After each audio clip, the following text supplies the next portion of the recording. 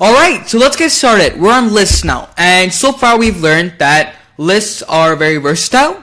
You can add objects, you can change the object in lists, but what else is there to it? So let's go over a few main functions that are built with Python. So the first one let's talk about is deleting an item.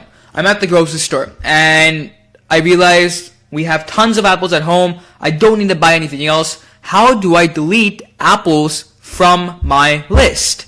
So the quickest way to do that would be using the del function, D-E-L, okay? As you can see, as soon as we wrote it, it's become highlighted in a yellowish color, which is great. So it's del, and then we have to specify which list. So shopping list 2, and then the position of the item.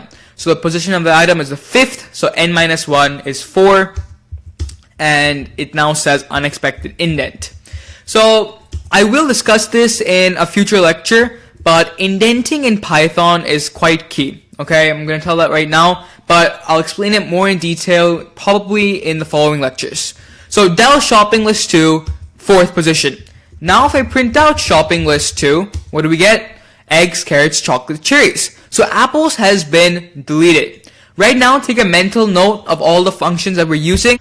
So let's go ahead and quickly make a note of the functions that we're learning in our arrays. First one was the del function, okay? The del function, all it does is it deletes an item from the list. So this is key. Whenever you have an extra item or if you have an unnecessary item, you can instantaneously delete it. Next, so we haven't discussed what happens when we want to add arrays. What happens when we want to subtract from arrays or compare arrays. So there's functions for all of that. Right now, I'm going to create two simple arrays. Array 1, that's going to have the value, let's say 23, 54, and 64, I guess. And array 2, which will have the values of 43 and 23. So if you're probably wondering here, how do I add array 1 and array 2? It's the exact same way we did with strings. So we can say array 3 should be equal to array 1 plus array 2. And by doing so, array 2, and if we now print out array 3, we'll get all 5 values. So adding arrays is as the exact same thing as adding strings. There's nothing to worry about there. Next function. So we've discussed delete. We've discussed adding arrays together. The next function we're going to discuss is len.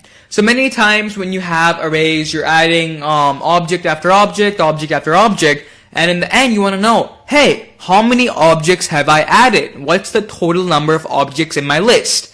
That's where the function len comes in. So type with me here, len, and as you can see, it's again been highlighted, except this time purple. Len shopping list 2. So len shopping list 2 returns us 4. The whole concept of len is it returns us the length of the array. If I have 5 objects, it returns 5. If I have 15 objects, it returns 15. And once we get into loops, right? Once we understand how loops work, which will be, I'm pretty sure, in the next 3 or 4 lectures, then I'll show you how we can use len to iterate through our array. There's many different ways you can do that, but we'll get to there. Now, before I end this lecture, let's discuss 2 more functions, max and min. For example, I'm going to call this array num array, and I'm going to set it as the values of 36, 75, 100, or 1000, or 10,004, 1, and -5. So I've created a num array. It has 5 random values. Now, if you're wondering, how do I get the biggest value out of this array? And how do I get the smallest value? That's where the max and min function come in.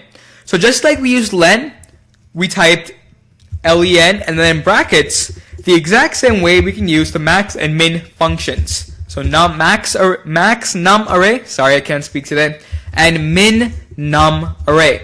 So by doing so, you can now get the maximum and minimum values of an array.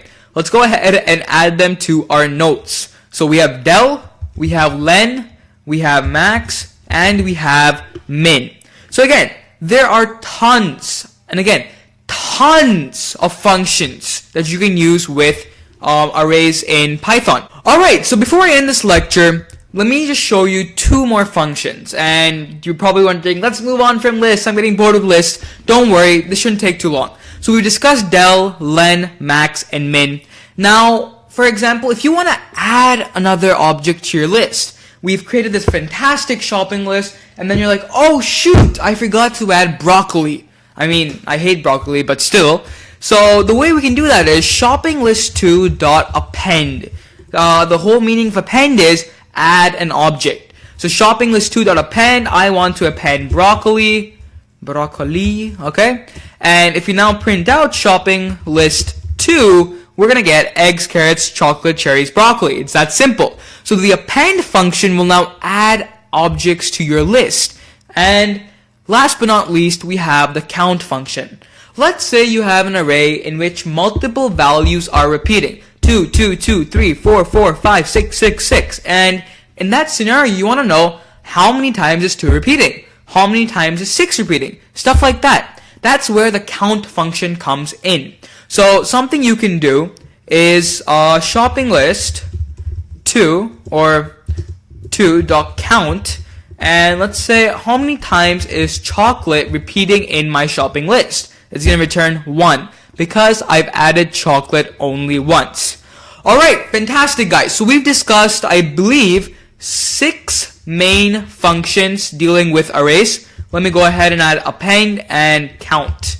So these 6 functions will get you a long way through with lists. There are several more that we're going to discuss as we go along with this course, but hopefully you got a basic understanding of how lists work. Again, lists are the exact same thing as arrays. If you've ever dealt with another programming language before, you must have heard about arrays, right? Arrays and lists are the exact same thing. Don't worry, they're not confusing at all. Now, in the next lecture, we'll talk about dictionaries. So dictionaries is again another very cool data type which stores values, except it's just like a key. So it has a key and a value, a key and a value. So it's pretty cool, and we'll see to that in the next lecture.